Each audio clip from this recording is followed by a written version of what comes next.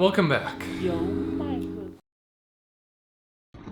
So today there's a post from Nate in the forum.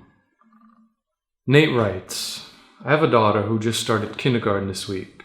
She'll be learning how to read this year. If she's anything like my other kids or me, she will love reading.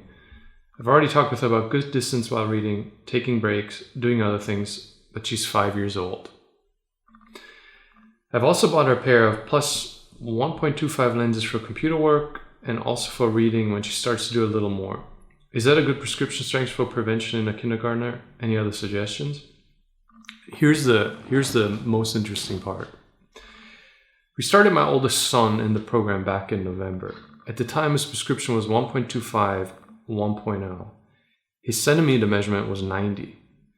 After 9 months of work, his centimeter is 175, and on the Snellen he gets to 20/30. That's with no glasses. And he tells me that in class, the chalkboard is just a tiny bit blurry at first, and then he can totally clear it up.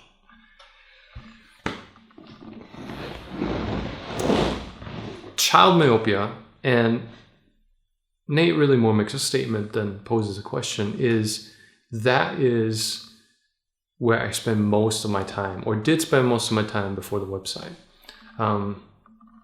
Besides professionals, pilots, some in the medical field, military, athletes in general, besides those, most people in general don't care about the health of the eyesight. And I'm the same way, it's perfectly normal. Parents care. So before I got involved here in the website, where the reader base is really kind of intriguing since it's neither one of those categories primarily, mostly before the website, my main students were parents, because parents care about their child's health. And it's really pretty straightforward to prevent myopia in a child and to reverse it, like Nate showed here, when you have all the tools. And the easiest way to do it is if you yourself are myopic, an immediate family member who will do the adult version actually experience progress, because then you have the first-hand experience that shows you exactly where this is not a good idea for the kid. You don't want your child playing on the iPad at 15 centimeters distance, because myopia will absolutely certainly happen at that point. But you can prevent it. You increase the distance, you use those little book stands for the tablets, you do computer games on a TV screen if you're into the computer game thing instead of on a tablet. And you make sure they get outside.